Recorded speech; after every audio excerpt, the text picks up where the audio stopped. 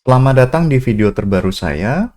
Video ini merupakan bagian dari video series yang berdiskusi soal berbagai topik seputar teknologi blockchain dan aset kripto. Video ini diproduksi atas kerjasama dengan Akademi Kripto. Nah, seperti biasa sebelum kita masuk ke materi, kita akan baca dulu halaman disclaimer. Berbagai informasi yang disampaikan dalam video ini bukan merupakan ajakan untuk menjual atau membeli instrumen apapun, melainkan untuk tujuan edukasi semata. Termasuk ketika ada penyebutan nama produk, nama merek, nama aset, itu bukan berarti endorsement terhadap produk, merek, atau aset tersebut. Nah, materi apa yang akan kita bahas kali ini? Kita akan membahas soal Litecoin. Pokok bahasan yang ringan-ringan yang Litecoin dengan asetnya bertiker LTC. Nah, jadi kalau kita bahas soal Litecoin ini, kita mau nostalgia ke tahun 2011. Mungkin Anda belum mendengar, di tahun 2011 Anda belum mendengar soal Bitcoin yang diluncurkan 2 tahun sebelumnya. Tetapi buat si Charlie Lee, Litecoin atau Bitcoin ini jadi sesuatu yang menarik. Makanya dia membuat Litecoin. Nah, Charlie Lee ini salah satu bekas engineer-nya Google ya.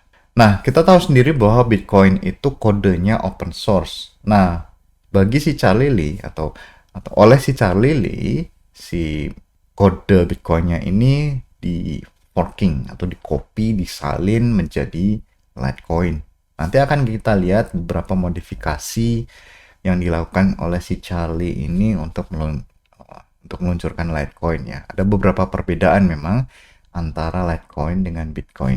Nah, kalau Anda ingat Bitcoin itu kan gambarnya atau warnanya orange kekuningan gitu ya. Jadi kelihatannya Bitcoin ini seperti emas. Nah, sementara Litecoin itu logonya perak gitu, keperakan. Nah, makanya dia di branding sebagai peraknya dari Bitcoin gitu ya. Kalau Bitcoin emas, kalau Litecoin itu perak. Nah, dia juga punya fokus pada transaksi yang lebih cepat gitu ya. Nah, bahkan pada tahun 2011 sendiri orang-orang sudah merasa bahwa Bitcoin itu cukup lambat, makanya oleh si Charlie Litecoin dibuat sedikit lebih cepat gitu ya. Meskipun tidak secepat beberapa produk yang terbaru, tetapi dianggap lebih cepat dibandingkan dengan Bitcoin karena dia kan produk yang sangat tua gitu ya. Tidak setua Bitcoin tapi cukup tua atau 2 tahun lebih muda. Jadi adiknya dari Bitcoin. Kemudian juga biaya transaksinya lebih rendah dibandingkan Bitcoin. Jadi yang menjadi target market adalah mereka yang melakukan daily transaction atau transaksi harian dan juga micropayment atau pembayaran mikro. Nah, karakteristik dari Litecoin yang pertama, dia cryptocurrency yang berbasis peer-to-peer. Nah, sama seperti Bitcoin tentu saja. Kemudian fully decentralized dan open source sama. Kemudian supply maksimumnya itu 4 kali lipat dibandingkan Bitcoin. Jadi kalau Litecoin atau LTC-nya jumlahnya maksimum 84 juta. Kemudian juga ada halving setiap 4 tahun mirip seperti Bitcoin. Kemudian dia beroperasi sebagai public blockchain mirip seperti kakaknya Bitcoin. Nah, jadi kalau kita lihat di sini perbedaannya hanya supply maksimum dari Litecoin gitu ya. Jadi kalau kita lihat sebenarnya kalau Bitcoin itu jumlahnya atau supply-nya seperempat dari Litecoin, kalau kita lihat hanya dari supply berarti Litecoin itu nilainya seperempat dari Bitcoin gitu ya. Meskipun sekarang tidak jauh sekali perbedaannya. Tapi konsepnya mungkin seperti itu ya, seperempat value dari Bitcoin dulu waktu pertama kali dibuat. Tapi kenyataannya tidak.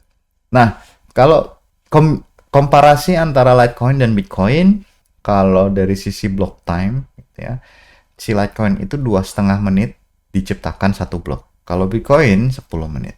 Jadi 4 kali lebih cepat. Ini kuncinya 4 ya, angka sakralnya 4. Kemudian supply cap-nya 84 juta dibanding 21 juta, 4 kali lipat juga. Kemudian algoritma hashing, kalau Litecoin Scrypt, kalau Bitcoin double SHA-256. Nanti akan kita bahas sedikit kenapa menggunakan script.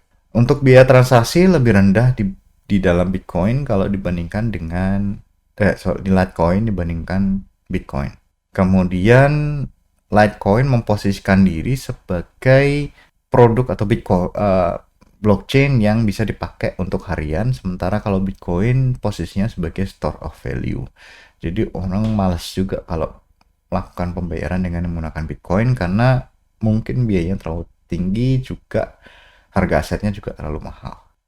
Nah, sedikit soal script. Jadi script ini merupakan bisa dibandingkan dengan Double SHA-256 ya.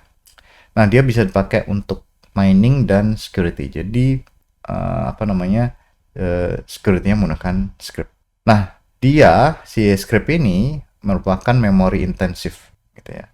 Jadi dengan memory intensif artinya mencegah orang untuk membuat mining farm. Dulu seperti itu, tetapi kita tahu bahwa script ini sudah ada ASIC miningnya. Tentu saja mining farmnya juga sudah ada untuk Litecoin ya. Kalau dulu memang script ini satu terobosan. Kalau SHA-256 sudah ada ASIC-nya, dulu memang tidak ada. Tapi sekarang sudah ada. Nah, kalau menggunakan script, karena targetnya jangan sampai ada mining farm, artinya diharapkan individual lebih mudah melakukan mining. Tapi sekarang faktanya tidak ya. Tapi dulu tujuannya seperti itu. Kemudian lebih accessible, tapi lebih kurang aman dibandingkan SHA-256. Nah, kemudian karena pemilihan script ini dulu difokuskan kepada individual, itu diharapkan membantu desentralisasi dibandingkan fokus pada large mining farms atau perusahaan yang punya fasilitas penambangan besar di Bitcoin. Tapi kalau di Litecoin harapannya adalah lebih banyak orang melakukan mining gitu ya. Nah, jadi kalau kita lihat blockchain basics-nya dari Litecoin mirip seperti Bitcoin. Public ledger ya, menyimpan semua transaksi dari LTC. Sama seperti Bitcoin public ledger-nya menyimpan transaksi BTC. Setiap blok diciptakan setiap 20,5 menit. Kemudian mirip ada proof of work juga di dalam Litecoin ya, menggunakan script. Kemudian validasi transaksi oleh miner, kemudian miner akan mendapatkan reward. Kemudian immutable dan transparan. Ini konsep atau karakteristik dasar dari blockchain. Nah, kemudian kalau kita mau membuat transaksi, sebenarnya ini default ya, atau standarnya seperti ini. Ketika kita mau membuat transaksi ya, kita construct dulu. Misalnya tujuannya kemana, kemudian berapa jumlahnya, kemudian menggunakan digital signature design. Kemudian transaksi ini di-broadcast ke jaringan Litecoin. Ya, dari node penerima, kemudian node itu akan melakukan distribusi informasi ke node-node yang lain. Nah, setelah sampai di telinganya miner atau di datanya miner, dia akan validasi, kemudian ditambang lah, itu dimasukkan ke dalam sebuah blok, kemudian ditambang. Konfirmasi memastikan finality dan trust. Gitu ya. Kemudian maksudnya gini, kalau misalnya bloknya sudah mendapatkan ada blok di belakangnya, itu berarti sudah mendapatkan konfirmasi tambahan. Nah, umumnya lebih cepat dari Bitcoin ya, karena tadi satu blok itu 2,5 menit. Use case dari Litecoin, low cost cross border payment. Kalau Bitcoin cenderung bukan sebagai payment ya, cenderung sebagai aset. Kemudian adopsi merchant untuk goods dan services. Kemudian withdrawal ATM dan debit cards. Saya nggak tahu apakah sekarang masih ada untuk ATM withdrawals, dan juga tidak tahu apakah ada debit cards, karena untuk debit cards ini kan mengikatkan diri pada aturan lokal ya, aturan hukum lokal soal aset dan pembayaran gitu ya, debit card.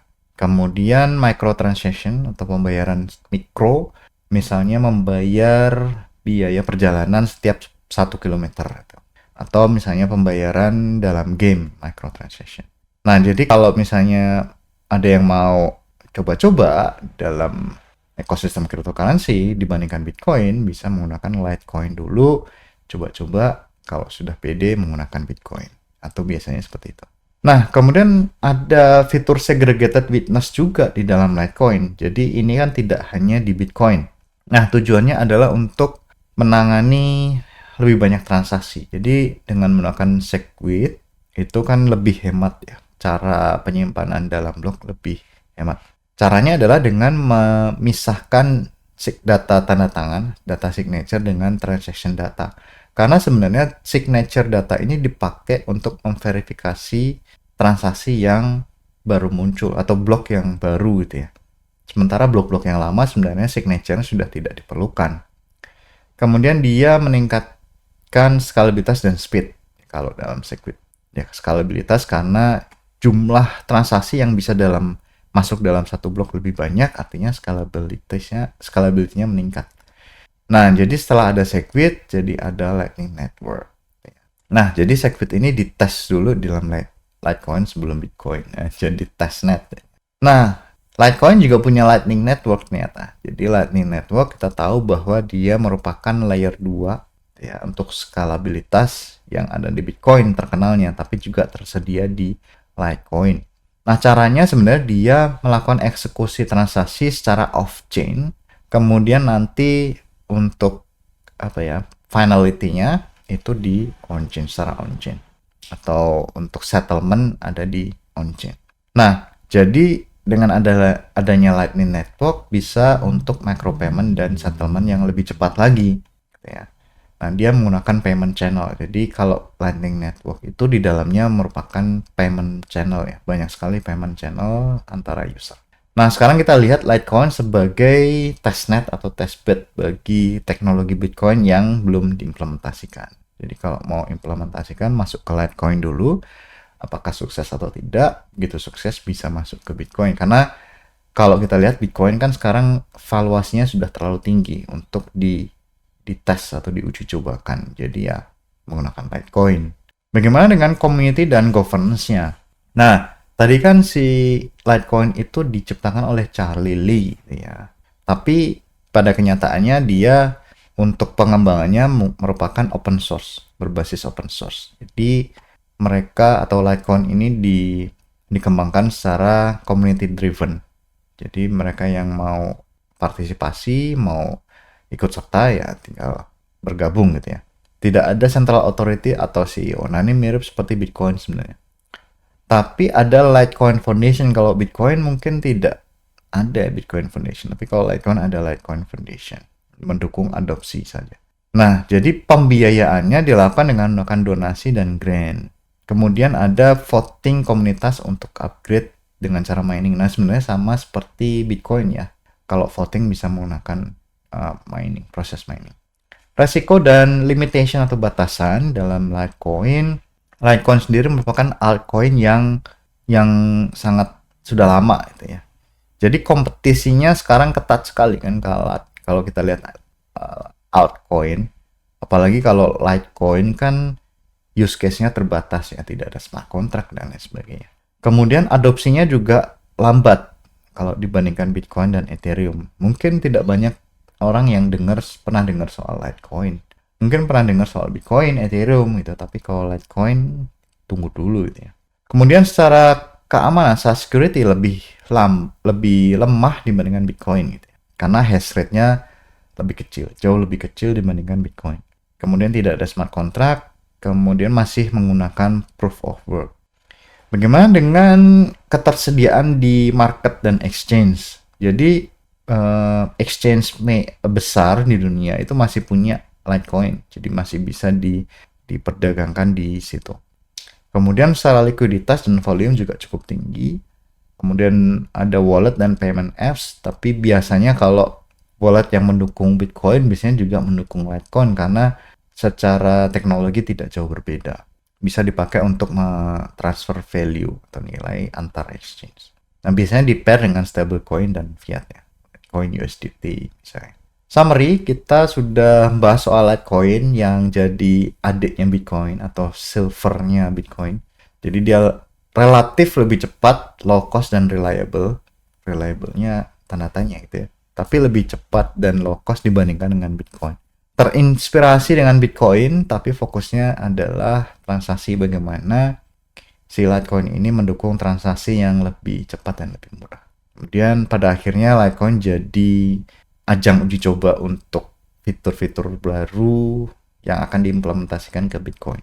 Kemudian masih cukup banyak dipakai meskipun kompetitornya sudah cukup ketat ya, kompetisi cukup ketat. Kemudian kita lihat Litecoin sebagai satu sistem yang punya balance antara speed, security, dan aksesibilitas. Kemudian dengan usia yang cukup tua, si Litecoin masih eksis meskipun tidak sesukses beberapa produk lain. Nah, sampai di sini video kita kali ini. Sampai jumpa di video berikutnya. Terima kasih.